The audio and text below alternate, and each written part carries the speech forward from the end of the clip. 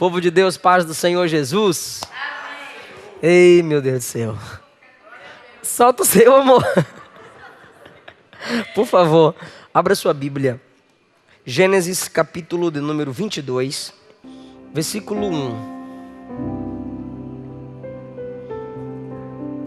Passado algum tempo, sua tradução pode estar escrito: aconteceu que depois Deus pôs Abraão à prova, dizendo-lhe: Abraão, e ele respondeu: eis-me aqui.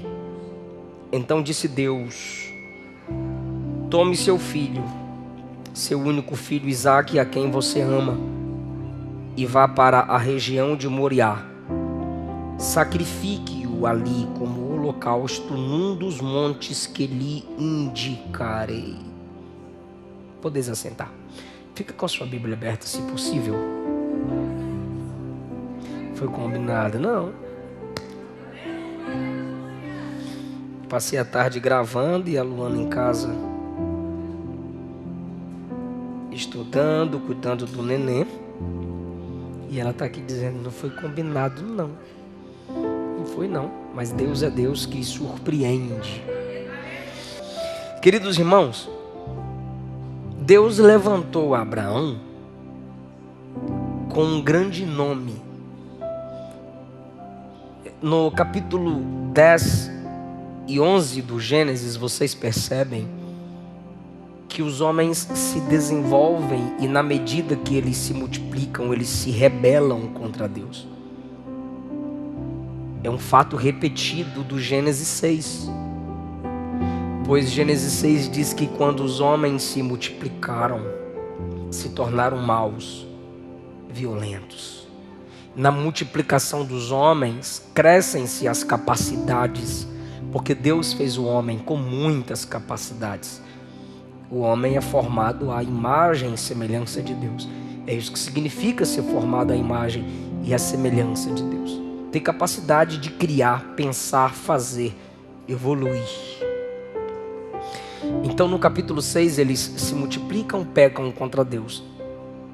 Quando Noé sai da arca com seus filhos e o mundo através de Noé recomeça, os homens começam a se multiplicar novamente.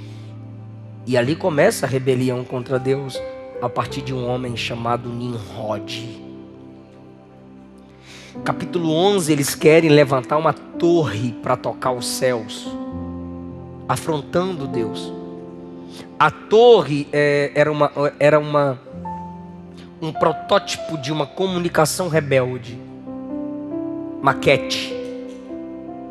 É uma maquete que afirma: somos grandes, somos deuses, porque nós vamos tocar os céus. Deus não inundou a terra, nós vamos inundar o céu. Se Deus invadiu a terra sendo Deus, nós também somos deuses e vamos invadir o céu.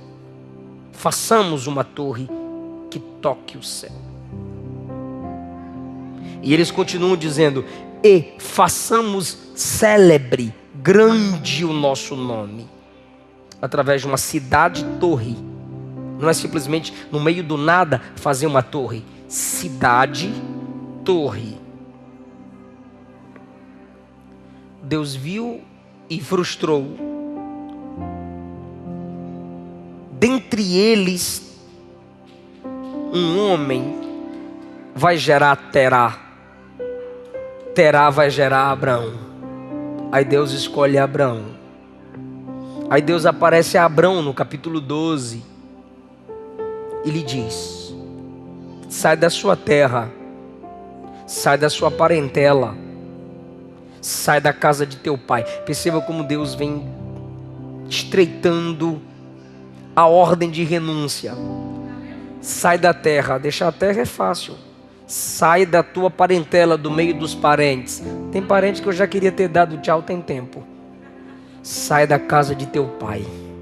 Deus vai estreitando a relação. Nem sempre Deus exige tudo de vez. Sai da terra, sai da parentela, sai da casa do pai. Ok, para onde eu vou? Para onde eu vou ainda irei te mostrar. Olha o que Deus diz: far-te-ei uma grande nação, tu serás uma bênção. engrandecerei o teu nome. Abraão levantou o que depois que ouve Deus falar com ele? Um altar. Ele ora, ele invoca o nome do Senhor, ele obedece e levanta um altar. Diferente do capítulo 11. Enquanto Nimrod levanta a torre, Abraão levanta altar. A torre de Nimrod é para subir a Deus. O altar de Abraão é para Deus descer. Deus comunica com ele no altar. A torre de Nimrod é: façamos a torre e celebremos o nosso nome. Mas o Abraão que levanta altar, Deus havia dito a ele: eu engrandecerei o teu nome. A partir daquele momento, Abraão começa a caminhar com Deus. E renuncia. Nasce Isaac, a promessa, no capítulo 21. Os irmãos sabem disso. Desde quando Deus o chamou, ele sempre levantava altar, ofertando no altar, glorificando a Deus. Invocar o nome do Senhor era orar e proclamar. Stanley Orton, um grande teólogo pentecostal, diz que quando o termo quando você lê no Gênesis que Abraão invocava o Senhor, a expressão invocar era proclamação, era uma oração teológica. Não era me dá. Não. Um exemplo, o que não é uma oração teológica? Senhor, eu estou te pedindo porque eu preciso, me abençoe, porque senão eu vou acabar com tudo, eu vou morrer, eu vou desviar, me abençoa. Isso não é invocação, isso é medingância, sei lá qual é a palavra. A oração teológica é: ó Deus Todo-Poderoso, Tu podes fazer todas as coisas, se quiseres podes me dar o que preciso. É uma oração que apresenta a Deus antes de apresentar a necessidade a Deus. Os homens eram idólatras, então Abraão invocava o Senhor falando do Senhor. Era uma oração teológica, ou seja, enquanto ora, instrui. Minha esposa está lendo um livro de Spurgeon, um tratado sobre as maiores orações da Bíblia. Ou seja, Spurgeon olha para as orações da Bíblia e vê lições sobre Deus. São orações teológicas. A oração, para mim, Eliseu Rodrigues, a oração mais forte da Bíblia está em João 17. Depois você lê. Abraão proclamava a Deus sempre levantando o altar. Mas quando Isaac nasce, no capítulo 21 inteiro, não tem altar levantado. Levantar altar é sinônimo de confiança. Levantar altar é sinônimo de dependência. Levantar altar é sinônimo de fome por Deus, falar com Deus. Eu quero a presença de Deus. Quando a promessa cumpre, é igual aqueles crentes que não oram mais. Aí tem um local, uma figueira, uma tamareira, invoca o nome do Deus eterno, mas aquela sequência de altar some, aquela prática de altar some. E o que Deus quer? Altar.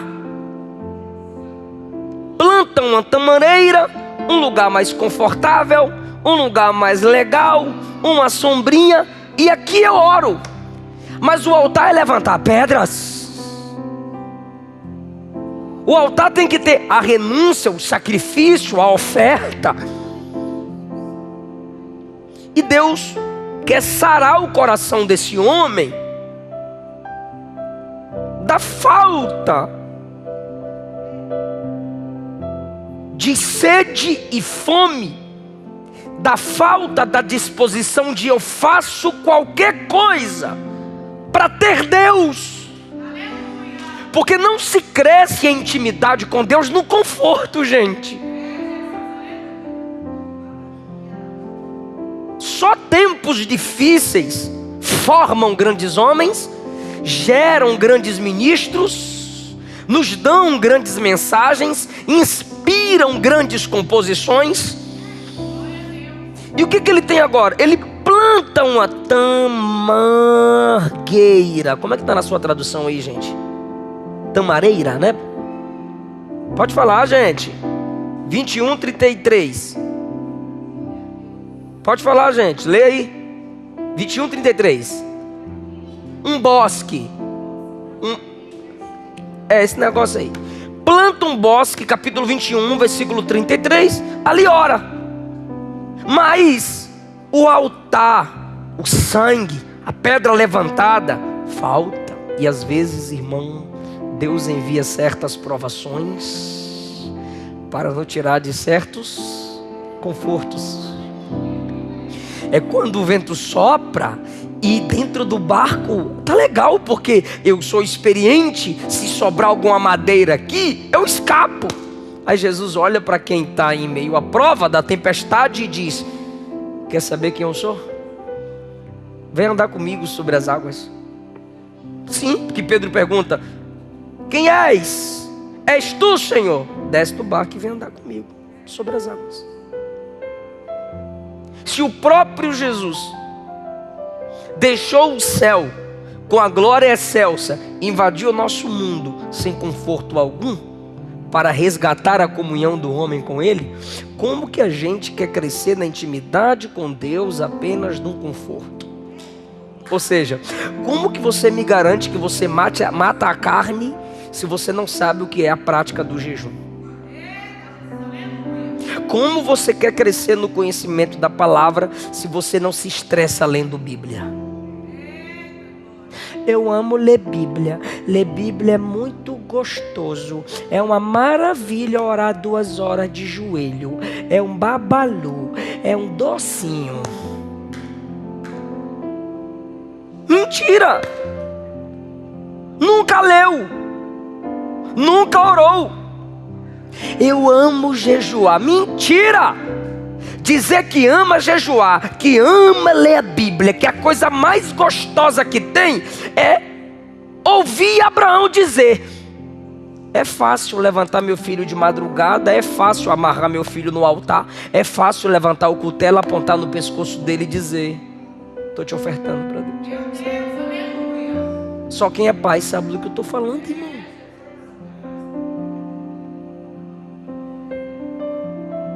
Orar é uma maravilha. Congregar, vixe, é bom demais. Você está falando de resultado ou de processo? Resultado eu sei que é. Mas o processo, mente não, irmão. Não mente não. Você planta seu bosque. Você vicia no Google. Não estou entendendo isso aqui. Google. Quero pregar essa mensagem. Google. Muitos teólogos em nossa geração não sabem o que é levantar o altar da renúncia e colocar o seu Isaac, sentir a dor da chamada. Não, por quê? Porque os livros estão aí e partem. Não é errado, eu sou teólogo, mas entendo o que eu estou falando. Partem do livro para a Bíblia, ao invés de partir da Bíblia para o livro, porque ela é a fonte verdadeira. Qualquer outro livro é simplesmente um canal. Comparado à verdade do Evangelho, qualquer livro é um jornal. Qualquer jornal informa, qualquer livro informa. A Bíblia transforma. Qualquer livro contém a palavra. A Bíblia é a palavra de Deus. Então, crescer no conforto é impossível. Você não vai sair desse nível sem sofrer, sem pagar o preço. Então, rapidamente eu quero falar sobre o aprendizado em Moriá. Fala comigo. Quem sabe mais, confia mais. Olha só, capítulo 22. Passado algum tempo, que tempo? Do nascimento de Isaac. Passado algum tempo, que tempo? Do bosque, sombrinha, água fresca. Passado algum tempo, Deus pôs Abraão à prova, dizendo: Abraão, e ele respondeu: eis-me aqui. Então disse Deus: tome seu único filho, Isaac, a quem você ama. O único que ficou. Senhor, eu tenho dois. Tá, Ismael vazou, você tem um que ficou, Isaac. E eu vou dar o nome Isaac, para você não pensar que é Ismael, porque na prova Deus não nos engana. Pega seu filho e oferece o holocausto. Estou indo buscar Ismael. Não, Isaac, aquele que tu ama. Eu dou o nome e sei o seu sentimento por ele. Deus sempre nos prova de modo claro. Deus sempre nos prova chamando-nos pelo nome. Tem prova que é para Abraão, não é para Sarai, nem para Sara. Tem prova que é para Eliseu, não é para Luana. Tem prova que é para Luana, não é para Eliseu. Tem prova que é para pastor Leandro, não é pastor Darlan. Abraão, eis-me aqui. Disse Deus: toma seu filho, seu único filho, e vá à região de Moriá, sacrifique-o ali como holocausto num dos montes que lhe indicarei. Deus não engana, mas também não explica tudo. Abraão, oi, pega teu filho. Qual? Isaac, sei quem é, não estou sendo enganado. Vai para a região de Moriá. Onde lá? Eu ainda vou lhe indicar, não vou explicar tudo agora. Você não tem como conhecer Deus totalmente no Gênesis. Você não tem como conhecer Deus totalmente em Mateus. Você não tem como conhecer Deus totalmente em Apocalipse. Porque a revelação divina é progressiva, do Gênesis ao Apocalipse. Toda a história tem começo, meio e fim. Então você quer conhecer a história de Deus, a história da Bíblia, a história da igreja, Gênesis a Apocalipse. Então o que Deus quer? Deus quer prová-lo e o provou, mas Deus não dá toda a instrução de vez. Porque Ele te conhece, sabe que a gente não suporta. Então o que Deus diz? Eu vou te falar com quem eu estou te provando, Isaac, mas eu não vou te dar clareza sobre o local que eu ainda vou receber o seu culto. Versículo 3, na manhã seguinte, Abraão se levantou, preparou o jumento, levou consigo 2 de seus servos e Isaac seu filho. Depois de cortar lenha para o holocausto, partiu em direção ao lugar que Deus lhe havia indicado. Recebeu algum tipo de instrução. No terceiro dia de viagem, Abraão ergueu os olhos e viu ao longe o lugar que Deus lhe havia indicado. Aí ele olhou para os seus servos. Olha a teologia de Abraão, versículo 5. Disse Abraão aos seus servos: ficai aqui com o jumento, eu e o rapaz vamos até lá. Agora. Depois de adorado, tornaremos a vós. Lembra da frase que você disse? Quem sabe mais, confia mais. Abraão sabe ou não sabe? Sabe, porque ele diz assim: nós vamos adorar. Mas Deus não disse pega seu filho e vem adorar. Deus disse pega seu filho e mata, passa a faca no pescoço.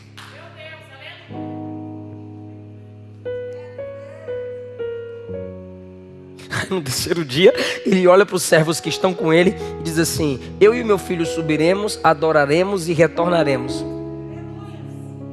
Ele está dizendo que Isaac vai subir e Isaac vai. É só prestar atenção no plural. Subiremos, adoraremos e voltaremos a vós.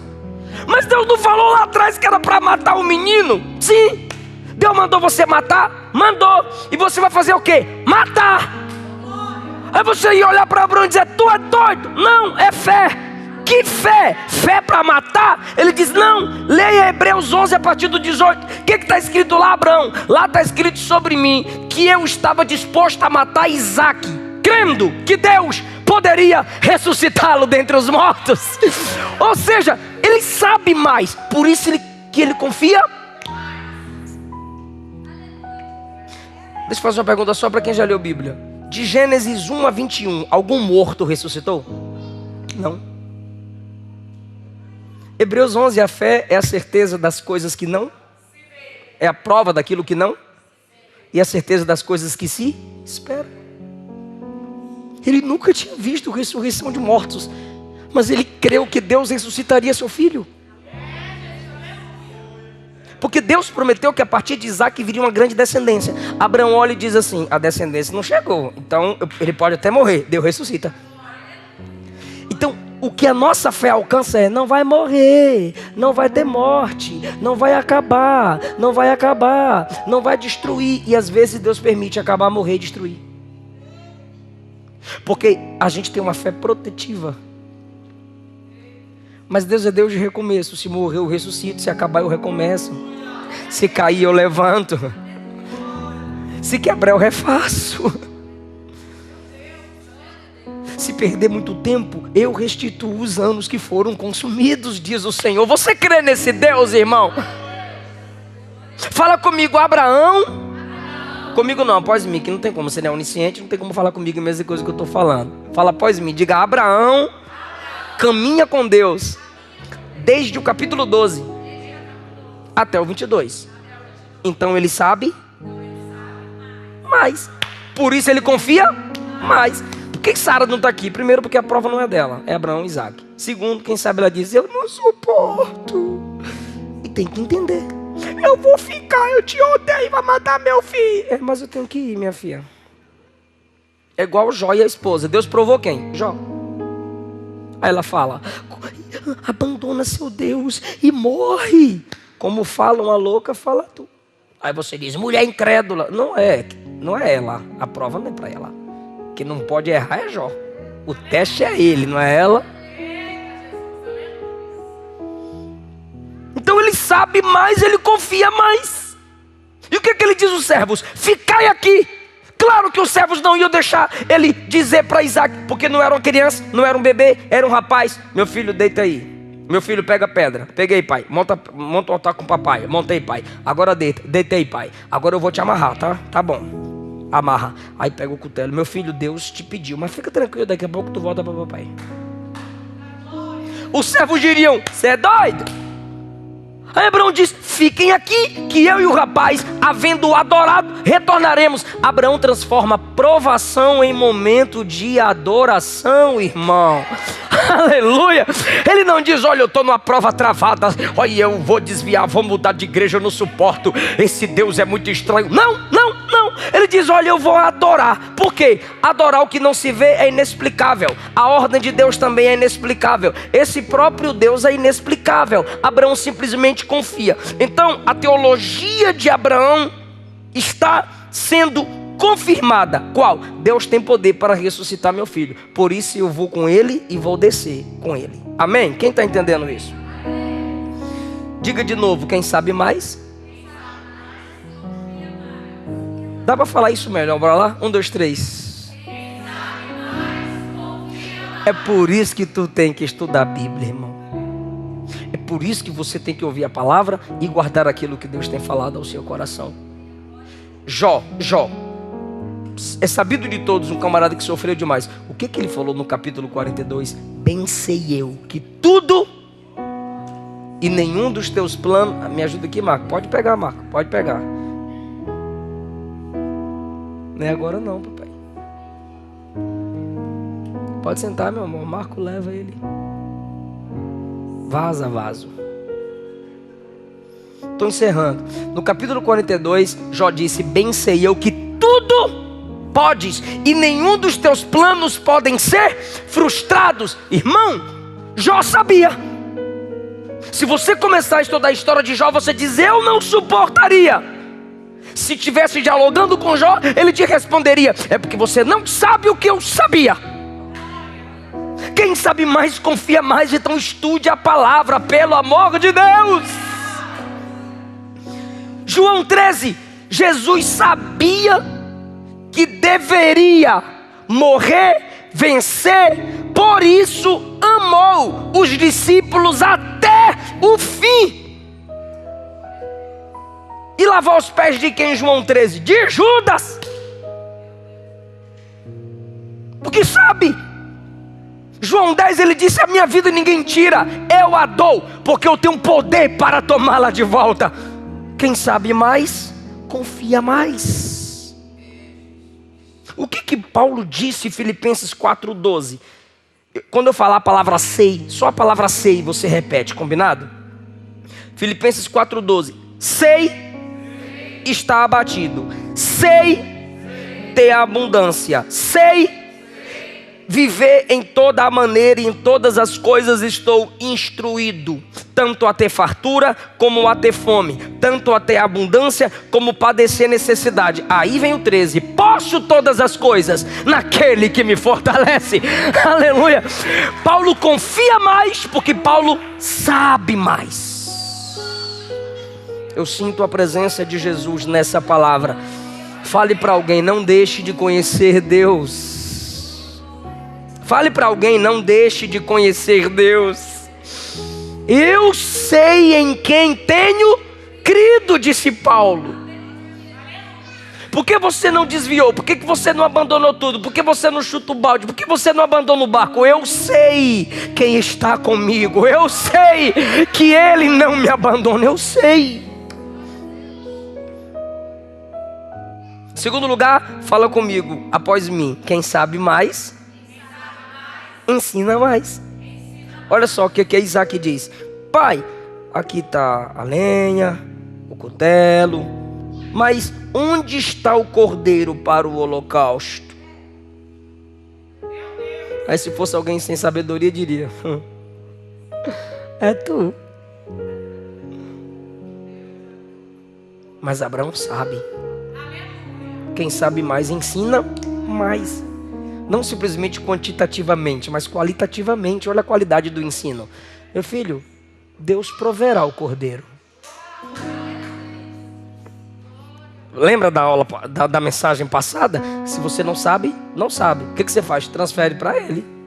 Ele sabe todas as coisas.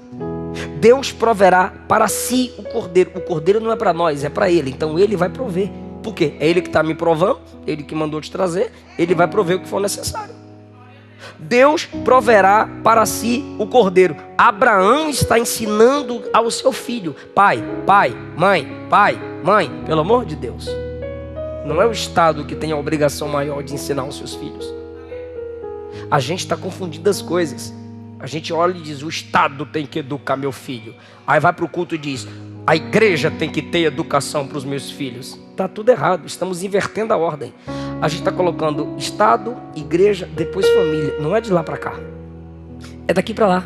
Família, igreja, depois Estado. Você começa, a igreja complementa, o Estado auxilia. Quem está ensinando teologia para o filho? O pai. Deuteronômio 6, a ordem de Deus era que os pais ensinassem a lei de Deus aos seus filhos. Quem já ouviu falar de John Wesley? Sabe quem ensinou grego e hebraico para ele? A mãe. Leia Provérbios 31. Os conselhos da mãe ao filho príncipe. Então Abraão ensina o que ao seu filho? Que Deus é provedor. Meu filho, Deus proverá. Irmão, ali está meu pai. Levanta a mão, pai. Do meu tamanho, ó. Meu pai tem defeitos como eu tenho, qualquer um de nós temos, mas eu louvo a Deus pela vida dos meus pais. Eu queria um tênis. Meu filho, ora, Jesus te dá. Eu queria um terno, ora, Jesus te dá. Eu queria uma bicicleta, ora, Jesus te dá. Eu estava estudando, a Luana estava estudando, Eliseu filho acordou do nada. Mamãe, quer? Não, mamãe está estudando agora. Mamãe quer brincar. Mamãe está estudando agora. Vai no papai. E eu ouvi. Falei, deixa ele vir. Aí ele chegou na porta. Papai, quer? Falei, vai na mamãe. Ele foi na mamãe. Aí eu ouvi a Luana dizer, chama Jesus. E a gente ficou brincando com ele. Irmão, ele levantou as mãozinhas no corredor. Jesus! Jesus! Jesus! Claro que a gente foi brincar com ele. Mas o método de ensino. Fala com Jesus. Meu filho, Deus proverá para si o cordeiro. Sabe o que Abraão está dizendo? A responsabilidade não é minha, é dele. Papai é bom, mas ele é melhor. Papai sabe, mas Ele é a própria sabedoria. Papai tem algumas coisas, Ele pode todas as coisas. Deus proverá. Então entra na mente de Isaac. Rapaz, Deus chama nós para o sacrifício, ainda proveu o cordeiro para o sacrifício. Esse Deus é perfeito.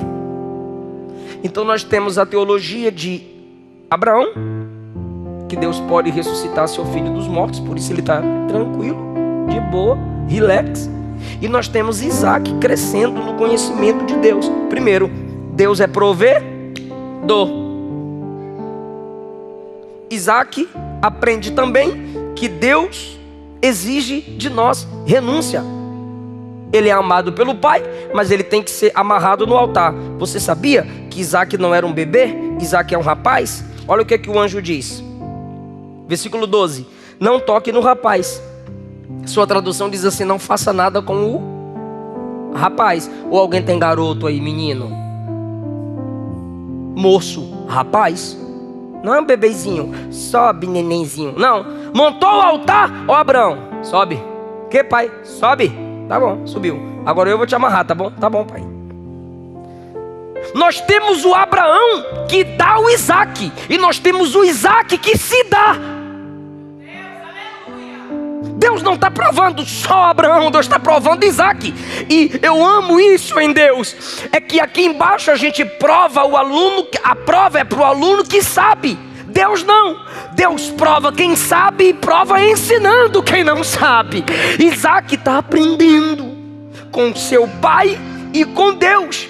E Isaac se entrega no altar. Irmão, Isaac se entrega no altar. E quando Isaac se entrega no altar, o que Abraão faz? Amarra Isaac no altar.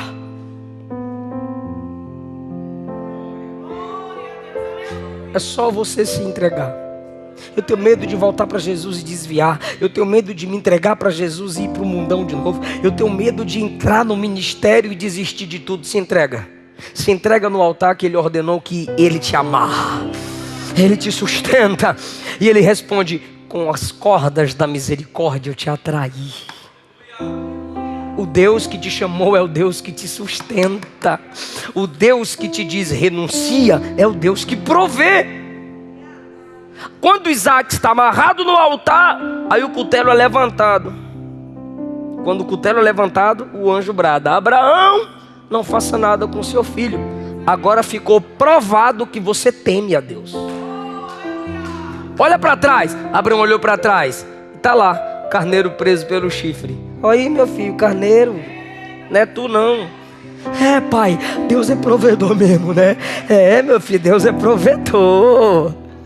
Pai, outra coisa que eu aprendi: o que, meu filho? Deus proveu o substituto.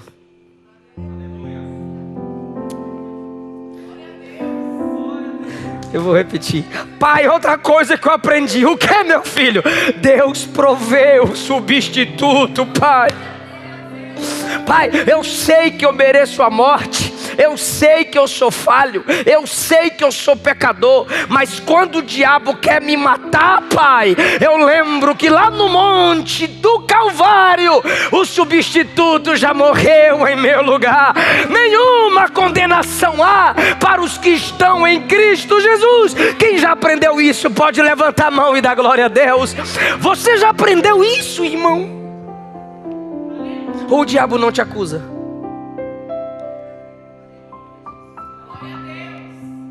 Coloca na sua mente de uma vez por todas: Deus proveu o substituto, porque você não seria capaz de pagar o preço pelos seus pecados. As falsas religiões ensinam a orar em nome de outras imagens, outros santos, mas a Bíblia diz que só há um nome pelo qual devamos ser salvos: é o nome de Jesus. Ele é o único substituto da sua fé. Paulo disse que só há um mediador entre Deus e os homens: Jesus Cristo. Hebreus disse que Ele intercede por nós, vive para interceder por nós. Ele é o substituto. Ou seja, pelos nossos pecados, o Pai só aceitou o sacrifício de Cristo Jesus. Então naquele dia, Isaac desceu do monte. Deus é provedor. E Deus providenciou o substituto para que hoje eu possa viver. O carneiro morreu a minha morte para que eu possa viver para Deus. Irmão, naquele dia, o filho escapou do altar, sim ou não? Da morte, sim ou não? O filho escapou e o carneiro morreu. Mas lá no Calvário, na hora que Jesus estava sendo morto na cruz, um animal ia ser oferecido no templo. Mas Jesus gritou tetelestai.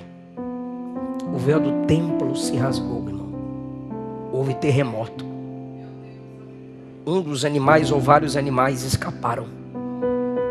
E foi o Filho de Deus quem na cruz morreu. Aleluia. Aleluia. Aleluia. Porque Deus amou o mundo de tal maneira que deu o seu único Filho, para que todo aquele que nele crê não pereça, mas tenha a vida eterna. Isaac, você vai morrer? Não. Você crê no que, Isaac? Eu creio que o substituto morre em meu lugar e eu vivo. Quem sabe você está em Romanos 7. Miserável homem que sou, quando me livrarei dessa fraqueza, desse corpo que só deseja as coisas da terra? Mas quando você aprende o que Isaac aprendeu, você pula para o capítulo 8 de Romanos e diz: agora, nenhuma condenação há para os que estão em Cristo Jesus, que não vivem segundo a carne, mas segundo o Espírito. Fica em pé dando glória a Deus, se você pode fazer isso. Glória a Deus. Glória a Deus. A teologia de Abraão é que Deus é poderoso para ressuscitar o seu filho dos mortos. Ele sabia pela fé o que os outros não sabiam. A teologia de Isaac é: Deus é provedor. Deus é provedor. Abra suas mãos.